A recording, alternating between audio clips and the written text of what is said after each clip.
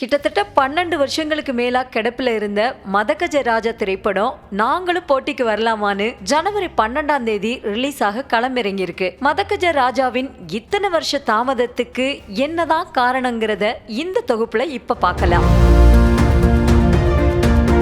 இயக்குனர் சுந்தர் சி இயக்கத்துல நடிகர் விஷால், சந்தானம், அஞ்சலி, வரலட்சுமி ஆகியோர் நடிப்புல கடந்த 2012ஆம் ஆண்டு உருவான திரைப்படம் தான் மதகஜ ராஜா. இந்த படத்தை கடந்த 2013ஆம் ஆண்டு பொங்கலுக்கு கொண்டு வர படத்தோட தயாரிப்பு நிறுவனமான ஜெமினி பிலிம் சர்க்கியூட் முடிவு செஞ்சிருந்தது. ஆனா இதுக்கிடையே விஷால் நடிப்புல உருவாகி இருந்த சமர்ப்பணம் அந்த சமயத்துல வெளியானதுனால மதகஜ ராஜா கிடப்புல போடப்பட்டுச்சு.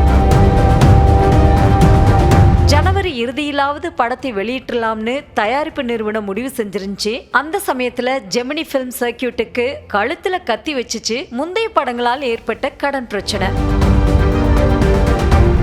மணிரத்ன இயக்கத்துல கார்த்தி மகன் கௌதம் மற்றும் நடிகை ராதாவின் மகள் துளசி ஆகியோர் ஜோடி சேர்ந்து நடித்த கடல் படம் பெரிய தொகைக்கு வாங்கி விநியோகிச்சா நல்ல வருமானம் வரும்னு நினைச்ச ஜெமினி பிலிம் சர்க்கியூட்டுக்கு அந்த படம் பலத்த அடியை கொடுத்துச்சு. கடல் படம் படு தோல்வியை சந்திச்சதுனால ஏற்பட்ட நஷ்டத்தை சரி கட்டி விட்டு மதகஜ ராஜா படத்தை ரிலீஸ் செய்து கொள்ளும்படி விநியோகஸ்தர்கள் கழுத்தை பிடிச்சதுனால படத்தை ரிலீஸ் செய்தால் தானே நஷ்ட ஈடு கேட்க முடியும்னு நினைச்சு அப்படியே மதகஜ ராஜாவை கிடப்புல போட்டுச்சு படக்குழு. இதுக்கப்புறம் பல படங்களை விநியோகம் மட்டும் செய்து தங்களுடைய பெரும்பாலான நஷ்டத்தை சரி செய்த ஜெமினி பிலிம் சர்க்கியூட் நிறுவனம் யாருமே எதிர்பார்க்காதபடி தற்போது பொங்கல் ரிலீஸ் ஆக ஜனவரி 12ஆம் தேதி மதகஜ ராஜா படத்தை ரிலீஸ் செய்ய இருப்பதா அறிவிச்சிருக்கு.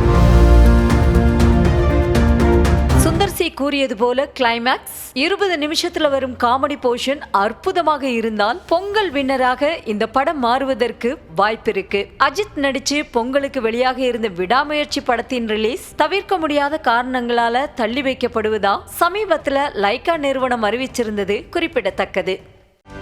செய்திகளை உடனுக்குடனும் துல்லியமாகவும் தெரிந்து கொள்ள சப்ஸ்கிரைப் பண்ணுங்க.